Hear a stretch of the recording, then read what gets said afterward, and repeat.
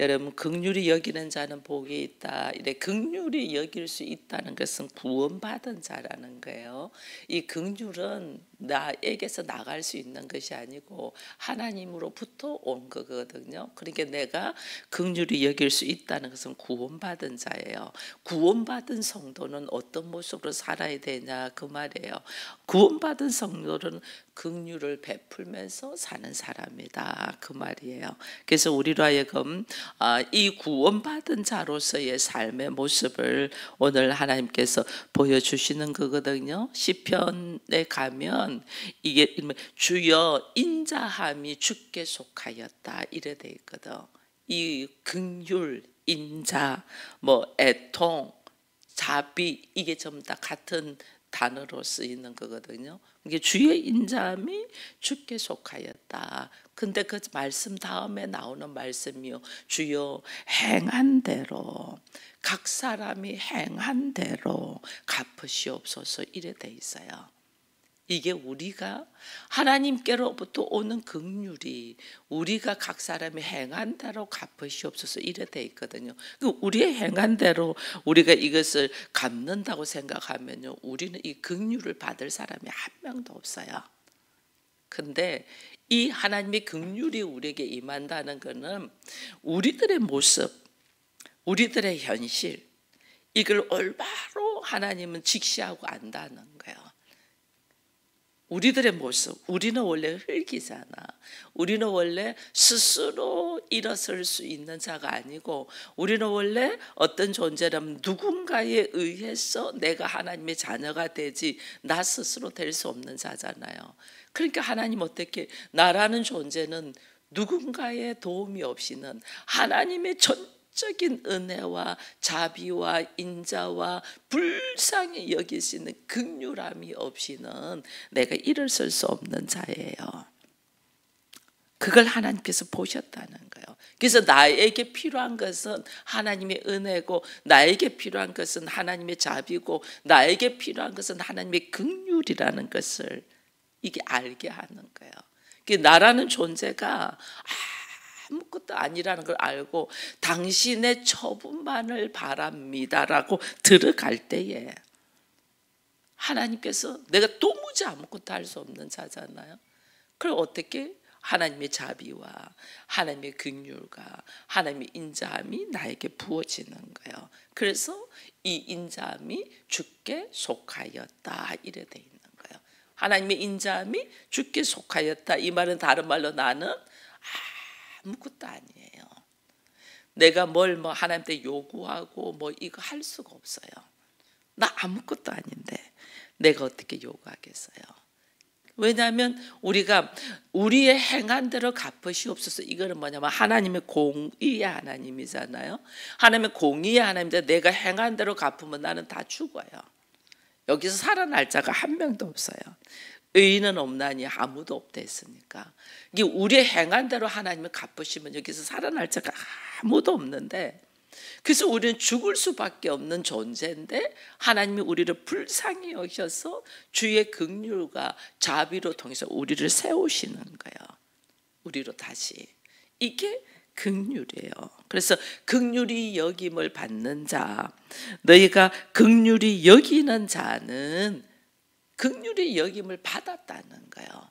내가 하나님의 긍휼히 여김을 받았은즉 나도 어떻게 다른 사람을 향하여 내 안에서 흘러나가는 것이 자비고 인자고 긍휼이라는 거예요. 근데 그거는 누군가가 요구해서 받는 것이 아니에요. 하나님이 그냥 부어주시는 거예요. 그래서 긍휼을, 하나님의 자비와 하나님의 긍휼을 입는 것이 어떤 모습으로 우리가 나타나냐. 여러분, 우리가 남을 불쌍히 여겨가지고 그 사람을 도와주는 거, 이걸 긍휼로 생각하는데 그거는 아니에요. 이거는 하나님의 긍휼이 없어서 예수 안 믿는 사람들이 더 잘해요. 어떤 사람 보면 자기는 전세방에 살면서 남을 돕기 위해서 기부는 엄청 많이 하시는 분들도 있더라고요. 그게 바로 예수를 잘 믿는 걸까는 저는 그렇다고 생각하지 않아요. 하나님의 긍휼이 부어진다는 것은 우리가 흉내를 내는 게 아니고 그냥 하나님이 내 안에 들어와서 내가 받은 은혜가 있는 거예요. 그 은혜로 그냥 나가는 거예요. 여러분 고린도전서 13장이 무슨 장이에요? 사랑장이에요. 그 사랑장에 너희가 무슨 예언을 하고 무슨 방언을 하고 너희가 엄청난 일을 할지라도 너희가 너희 재산을 팔아서 다른 사람을 구제하고 할지라도 사랑이 없으면 아무것도 아니랬거든요. 그러니까 내가 어떤 남을 도와주고 남한테 선한 일을 하고 이게 긍휼한 마음이라고 생각하면 안 돼요. 하나님의 긍휼은 달라요. 그래서 우리가 이 긍휼을 받는 자라는 것을 내가 먼저 인식이 돼야 돼요. 이 하나님의 긍휼을 내가 받은 자다. 이거는 뭐냐면 내가 어떻게 도무지 아무것도 할 수 없는 존재라는 거예요. 나라는 존재는 어떤 존재인데 하나님이 나한테 이렇게 긍휼을, 하나님의 사랑을, 하나님의 자비를 부어넣어 주시냐, 이것을 잘 설명해 난 말씀이 구약에는 호세아서예요. 호세아서. 여러분 우리가 호세아서 한번 가볼까요? 호세아서 1장으로 가보면 우리가 조금 알 수 있어요. 1장만 가도. 호세아 1장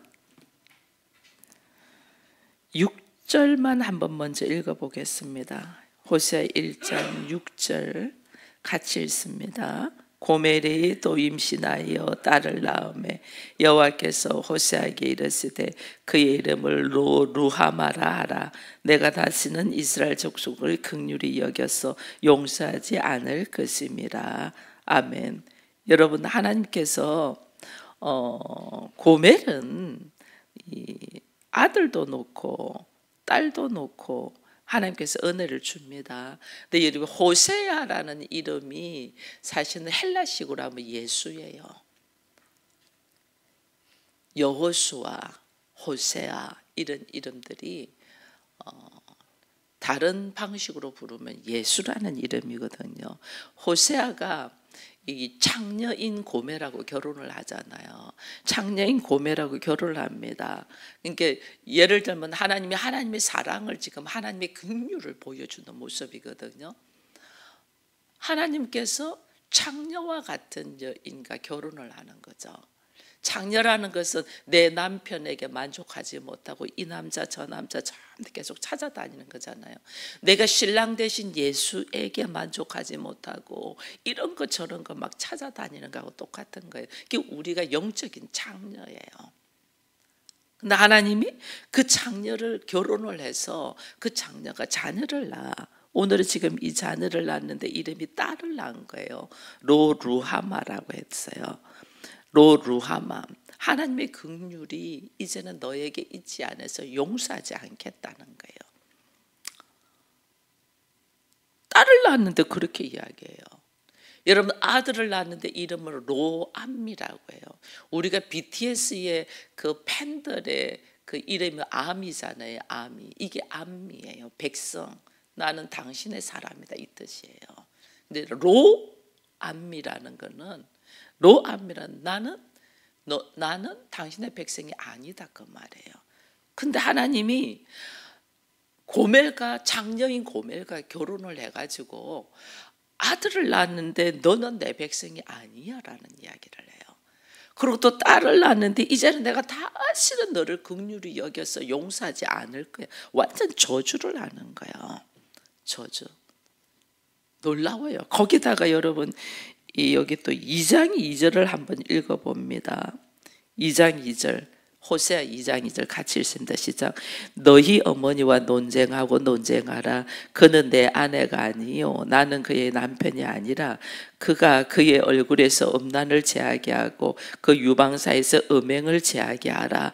이게 뭐냐면 이제는 자녀만 너는 내 백성이 아니고 나는 너를 다시는 긍휼히 여기서 용서하지 않을 거야 한 것이 아니고 이 고멜에게도 뭐라면 넌 내 아내 아니야. 나는 네 남편 아니야. 이렇게 지금 이야기하는 거예요. 이거 뭐냐면 지금 호세아가 이 호세아서 적혀 있는 건데 이스라엘 백성들에게 이야기하는 거예요. 내가 너희 하나님이 되고 너희는 내 백성이 될 거야는 언약이 있었잖아요.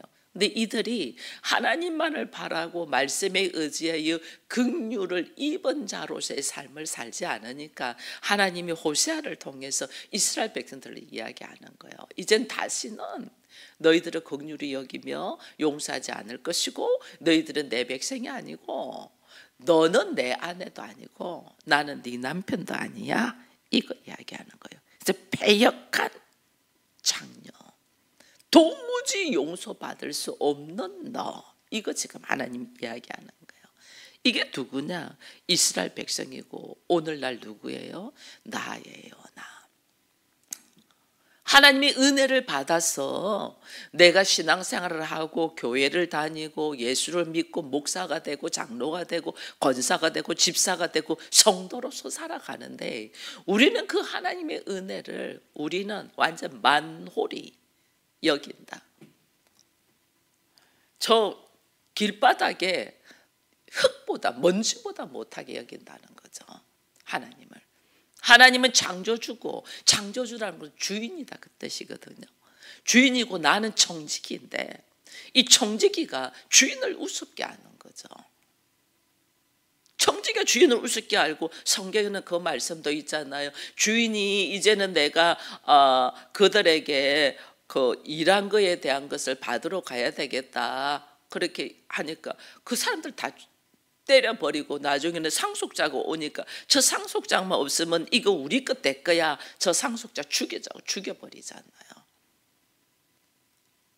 그게 오늘 누구냐? 우리들이라니까요.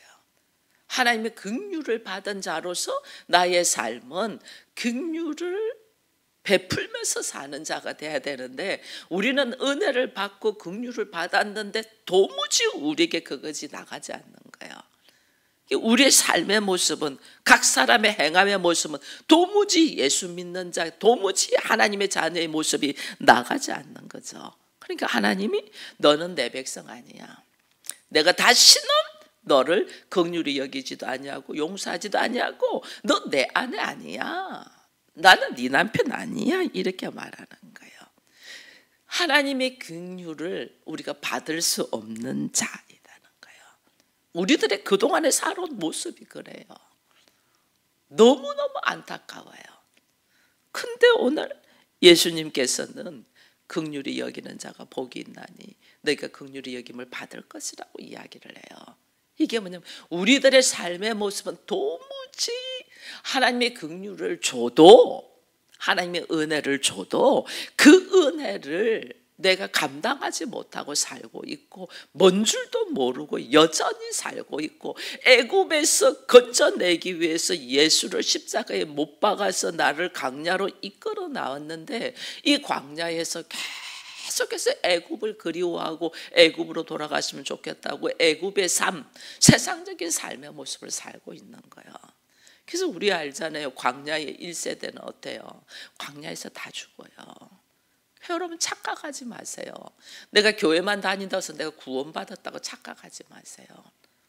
구원을 받을 수 있도록 하나님이 나에게 긍휼을 베풀었는데 이 긍휼의 삶의 모습이 뭔 줄 알고 말씀 속으로 들어와서 하나님의 은혜를 사모하며 살아야 되는데 우리가 그러지 않냐고 교회만 다니면 결국은 광야의 1세대처럼 된다니까. 우리는 광야의 1세대가 되면 안 돼요. 하나님의 긍휼을 받은 자잖아요. 광야의 1세대가. 그 2세대들이 가나안 땅으로 들어가잖아요. 그건 왜냐하면 이미 광야에서 태어나서 애굽이라는 걸 몰라. 오히려 그런 사람을 훈련시키는 것이 훨씬 낫다니까요. 그래서 하나님이 철저히 하나님의 계신 것을 보여주시는 거죠. 그렇다니까요. 근데 오늘 주께서 긍휼히 여기는 자가 복이 있네, 내게 긍휼히 여김을 받을 것이라는 것은 우리가 그런 용서받지 못할 존재임에도 불구하고 그럼에도 불구하고 하나님의 긍휼하심이 우리로 하여금 그리스도의 신부로 이끌어가기 위하여 인도하시는 것이 내가 그리스도의 신부가 되는 것이 구원이에요. 구원. 내가 그리스도. 그래서 우리의 삶의 목적은 실제로는 그리스도의 신부가 되는 거예요. 그래야 내가 왕 노릇하고 하나님의 나라를 상속받을 수가 있죠. 내가. 그러니까 하나님은 그리스도의 신부가 될 수 있도록 나를 정금같이 세워간단 말이에요. 이게 구원이에요. 그냥 그리스도의 신부가 되려고 내가 그냥 그들의 모습을 보고 그 열처녀의 비유가 있잖아요. 같이 있어. 훈련은 같이 받아.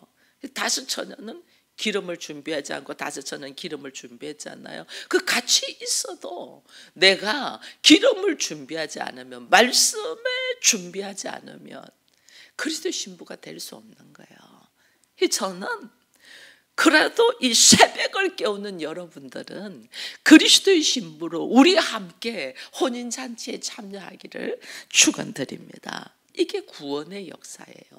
이런 마음으로 나도 가정 목회자로서 가족들을 품어야 되는 거예요. 이런 구원이 부어지는 것이 긍휼이에요. 긍휼. 그래서 우리가 또 호세아 폈으니까 한 군데만 더 보면 호세아 2장 23절을 한번 가보세요. 호세아 2장 23절, 2장 마지막 절입니다. 읽습니다. 내가 나를 위하여 그를 이 땅에 심고 긍휼히 여김을 받지 못했던 자를 긍휼히 여기며 내 백성 아니었던 자에게 향하여 이르기를 너는 내 백성이라 하리니 그들은 이르기를 주는 내 하나님이시라 하리라 하시니라. 아멘. 하나님의 긍휼이 뭐냐면요, 내가 하나님의 백성이 아니고 내가 하나님의 이 긍휼을 받을 수 없고 도무지 아닌데 하나님이 나를 이 땅에 심어서 긍휼을 받을 수 있도록 나로 하여금 하나님의 백성이 되도록, 하나님의 사람이 되도록 하나님께서 나를 전적으로 부르심이 하나님의 긍휼이다니까요. 다른 말로 하면 진노가 바뀌어서 긍휼로 나갔다는 거예요. 우리가 이 은혜를 받은 자예요. 하나님의 진노가, 우리는 하나님의 진노 속에 있을 수밖에 없는 자잖아요. 근데 그것이 긍휼로 바뀌었다는 거예요. 이 은혜를 받은 우리. 그러므로 마태복음 이 은혜를 받은 우리가 마태복음 5장 오늘 읽었던 7장의 말씀, 긍휼히 여기는 자가 복이 있다.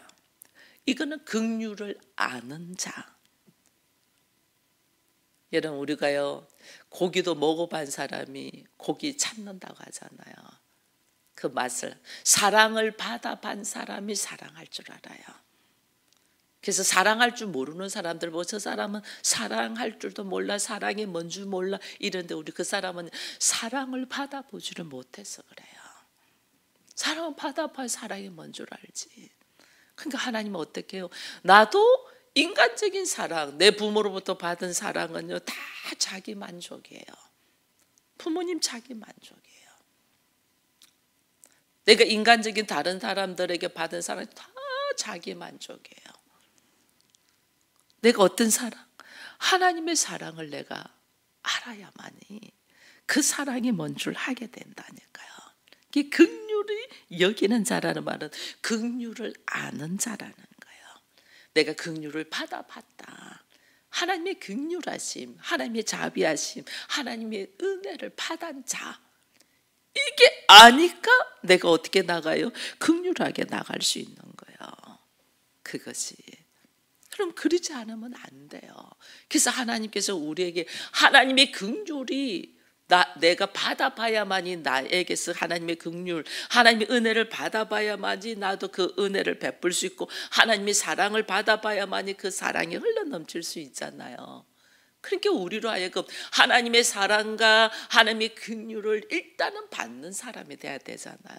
그죠? 전적인 하나님의 은혜로 받는데 그 긍휼을 도무지 받을 수 없는 사람이 받은 근거들이 성경에는 나와 있어요. 성경에는. 그 중에 하나가 마태복음 9장에 가면 소경이 나옵니다. 두 소경이 예수님이 지나갑니다. 사람들 지나갑니다. 다윗의 자손 예수야 부릅니다. 안 보이니까 자기는 예수가 지나가신다는 소문은 들었는데 소경이니까 안 보이잖아요. 차이는 안 보이죠. 그러니까 아무것도 할 수 없다는 거예요. 소경은 안 보이는. 아무데 소문은 들었어. 예수가 지나가는. 그러니까 그는 어떻게 해요? 예수가 어디로 지나가는 줄도 모르잖아요. 근데 그가 예수에게 어필하는 게 큰 소리를 내는 거예요. 다윗의 자손 예수야, 나를 불쌍히 여기소서 이랍니다. 그가 할 수 있는 건 아무것도 없어요.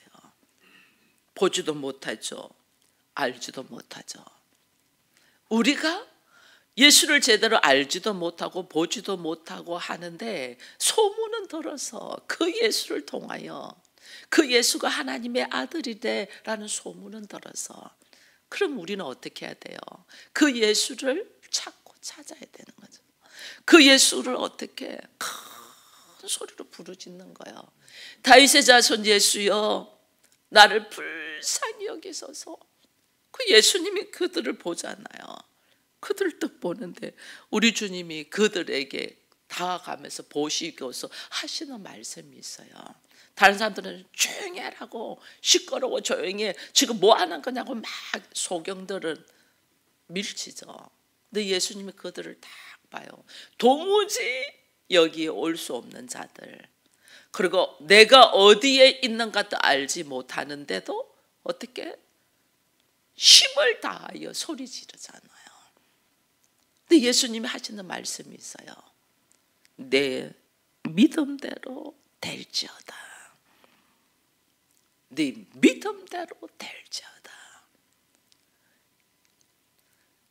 여러분, 하나님이 나를 불쌍히 여기고 긍휼히 여기는 근거가 그 예수를 통하여 내가 다시 살 수가 있어. 나는 도무지 용서받을 수 없는 자고 하나님의 진노가 나에게 임한 자인데, 그 예수를 통하여 나는, 내가 하나님 앞에는 설 수가 없잖아요. 죄인이 어떻게 하냐면, 근데 하나님께서 죄인이 하나님 앞으로 설 수 있는 방법을 하나님이 만들어 놓으셔서, 하나님이 인간으로 오셨잖아요. 우리 수준으로 오셨잖아요. 우리를 하나님 앞으로 갈 수 있는 길을 여셨단 말이에요. 그래서 예수님이 나는 길이다 이러는 거예요. 예수로만이 내가 새롭게 살 수 있고, 예수로만이 내가 이렇게 인생을 바꿀 수 있고, 예수로만이 내가 살 수 있다는 소문만 들으면 그것을 듣고 우리가 찾는 것이 뭐야 되냐는 거예요. 예수를 찾아야 되는 거예요. 다윗의 자손 예수야, 나를 불쌍히 여겨달라. 우리 주님 뭐예요? 네 믿음대로 될지어다. 근데 그가 만약에 다윗의 자손 예수요, 나를 불쌍히 여기소서 했는데 그 예수를 통하여 나를 불쌍히 여김을 받아서 내가 나음을 입고 보게 될 것이라는 그 안에 믿음이 없었으면 일어나지 않습니다. 그래서 하나님은 우리에게 이 말씀을 믿는 믿음, 이 말씀, 하나님이 예수가 하나님이다라는 것을 내가 믿냐는 거예요. 예수가 하나님이라는 사실만 믿으면 여러분들이 지금 이루고 있겠어요? 예수가 하나님인데, 하나님은 전능하신 하나님이잖아요. 모든 것이 가하신 분이잖아요. 그럼 내가 예수가 하나님이라는 사실을 믿는데 나의 문제 앞에서 내가 예수를 안 찾는다? 내가 돈을 찾는다? 내가 사람을 찾는다? 예수님을 하나님으로 믿어야 합니다요. 안 믿는다는 거예요. 나에게 믿음이 없다는 거예요. 예수가 하나님이라는 거예요. 예수가 길이요 진리요 생명이라는 사실을 내가 믿어져야 된다는 거예요. 그런데 그것이 믿어지지 않는다. 그럼 또 그 다음에 그러면 먼저 구해야 될 것이 뭐겠어요? 하나님 나에게 믿음의 은사를 주세요. 이 말씀을 믿고 싶은데 도무지 믿어지지가 않아요. 하나님 나에게 믿음의 은사를 주세요. 근데 하나님의 믿음의 은사를 줘야만이 내가 예수가 하나님이라는 것이 믿어지고, 예수가 부활의 첫 열매인 것처럼 나도 그 예수를 통하여 부활한다는 것이 믿어지는 거거든요. 그럼 나로 하여금 하나님 나에게 믿음의 은사를 달라고 할 때 하나님은 봐요. 이 사람이 믿음의 은사를 간구하는 것이 진실인가 거짓인가 하나님은 알아요, 몰라요? 아신다니까요. 정말 믿음의 선물을 받고 싶나는 거예요. 정말. 나의 바라는 것은 다른 데 있는데 내가 그것도 있으면 좋겠다 하고 믿음의 선물을 받으려고 하는지, 아니면 이거 아니면 나는 살아날 수 없다는 걸 알고 믿음의 선물을 달라고 하는지. 여러분, 우리를 한번 돌아보세요. 그렇게 돼야 돼요. 그래야만이 달라지는 거예요. 여러분, 마태복음 15장에 가면 예수님께서 두로 지방인 이방 지역입니다. 이방 지역을 지나갑니다. 근데 그 지역을 지날 때 이방 여인이 딸이 귀신 들린 갖고 고통하는 여인이 예수님 앞에 와서 막 불쌍히 여겨달라고 하잖아요. 그 나중에 예수님이 내가 자녀에게 줄 떡을 개에게 주지 못한다 이랬잖아요. 이때 이 여인이 한 말이 너무너무 놀랍지 않아요? 옳습니다. 당신의 말씀이 옳습니다. 나는 개입니다. 이러잖아요. 우리는 그런 자기를 인식하는 자의식이 없는 거예요. 내가 누구라는 걸 모르는 거예요. 나는 하나님의 자녀가 나는 아니에요, 원래는. 근데 예수를 통하여 하나님 자녀가 됐잖아요. 나는 이방인이에요. 예수님께서 이 말씀을 나에게 먹일 수가 없어요. 이방인이기 때문에. 근데 내가 누구라는 걸 딱 인식한, 너희는 하나님의 긍휼과 하나님의 은혜를 받았는데 이것을 너희가 완전 무시해서 이제는 내 자녀도 아니고 이제는 내가 너를 긍휼히 여기지도 않을 거고 이제는 내가 너의 남편도 아니고 너 내 아내도 아니야라고 하나님이 선포를 해버렸어요. 그만큼 우리가 무지하다는 거예요. 그만큼. 근데 이런 나를 주께서 너무 불쌍히 여기셔서 나와 같이 죄인의 모습, 인간으로 모습으로 오셔서 나를 다시 하나님의 자녀가 되고 그리스도가 신부가 되도록 기회를 주시기 위해서 이 땅에 오셨단 말이에요. 그럼 내가 오직 도무지 기회가 없고 나는 자격이 없는데 그분이 나를 하나님의 자녀로 이끌기 위하여 이 땅에 오셨다는 소문을 들었으면 내가 누구를 찾고 찾아야 되냐는 거예요. 예수를 찾아. 내 인생의 모든 것을 걸어서라도 나는 예수를 찾아야 돼. 그 예수를 만나야 돼. 그 예수를. 근데 그 예수 앞에 와서 그렇게 기다리고 고대하고 기대하고 소망하고 그 예수 앞에 딱 왔는데 예수님이 개무시하네. 한마디로 넌 개야 이래요. 자녀의 떡을 개에게 줄 수 없다. 그러면 우리는 내가 모든 소망과 기대를 걸고 그 예수 앞에 왔는데 그분이 나를 딱 거절하면 우리는 어떻게 할 것 같아요? 내가 미쳤어. 내가 잘못 알고 있었지. 내가 이 예수를 찾으려고 그렇게 모든 인생을 걸고 내가 이렇게 쫓아왔나? 뒤집으면서 바깥에 나가서 막 그 예수를 비방하고 저주하고 막 하겠죠. 근데 그 여인은 자기를 알았어. 자기를. 내가 누구라는 건 옳습니다, 주님. 나는 개입니다. 개도 주인의 상에서 떨어지는 부스러기를 먹습니다. 자기가 개라는 걸 딱 알아. 자기가 누구라는 걸 알아. 이 인식이 얼마나 중요한 줄 몰라요. 나는 죽을 자라는 것을 알아. 내가 나는 죽을 자라는 걸 알면 살기 위하여 생명을 찾지 않겠어요? 살기 위하여.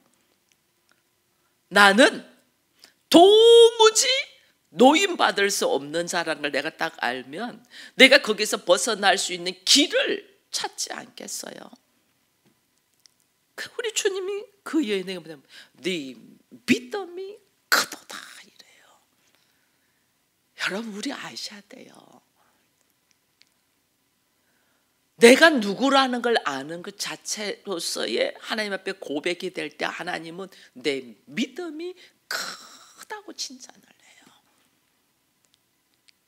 이게 오늘 우리가 우리를 아는 것이 이렇게 중요해요. 내가 나를 알고 나라는 존재가 무엇이라는 걸 알고 하나님 앞에 나라는 존재를 그대로 인정하고 내려놓으면서 당신의 긍휼과 은혜가 아니고는 나는 아무것도 아닙니다. 이게 심령이 가난한 자잖아요. 나라는 존재가 개 같은 자라는 걸 아니까 자기의 모습을 보고 애통할 수밖에 없잖아요. 그죠? 하나님 그러니까 그들을 위로한다. 이게 긍휼을 부어준다 그 말이에요. 하나님의 긍휼을 딱 받았은 자, 이 하나님의 긍휼은 어떻게 받는 자? 오직 내가 누군가를 알고 믿음으로 주를 찾고 찾는 그 믿음의 근거가 우리에게 긍휼이 부어지는 거죠. 근데 그 긍휼을 받은 자는 어떻게? 긍휼을 여김을 받는 자. 여기서 즉 나의 삶이 어떻게 산다? 긍휼이 여기면서 사는 자가 되는 거예요. 우리가 아직까지 누군가를 불쌍히 여기지 못하고 하나님의 조건과 환경이 맞아서 그 사람한테 잘해주는 게 아니에요.